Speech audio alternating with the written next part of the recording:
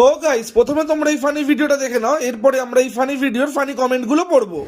সন্ধ্যের পরে প্রচুর মেয়ে ছেলে এখানটায় এসে সিগারেট এবং অনেক রকম নোংরামো হয় এখানটায়। আমি পরিষ্কারভাবে আজকে বলে গেলাম যেন কোনো মা বোনেরা এখানটায় ভদ্রভাবে বসুক, কোনো অসুবিধা নেই। কিন্তু এখানটায় যদি সিগারেট গাঁজা কাউকে খেতে দেখা হয় তাহলে কিন্তু ব্যবসা এখানটায় ঢুকাতে হবে। এটা পরিষ্কার, সুস্থভাবে ন্যায্যভাবে যদি ব্যবসা করো তাহলে করো। যদি কোনো রকম অভদ্রতা ছোট রকম এখানটায় হয় সেদিন থেকে জেনে নেওয়া বলো। तो चलिए शुरू करते हैं। দাদা, মেয়েরা সিগারেট খেলে ধোঁয়া আপনার পদে যায় নাকি? হ্যাঁ, সিগারেট গাঁজা বারণ করেছে, বিড়ি খাওয়া যাবে?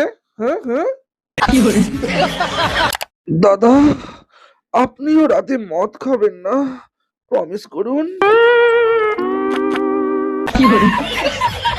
আমার নেশাখোর বান্ধবী যে বিজেপিকে ভোট দিল,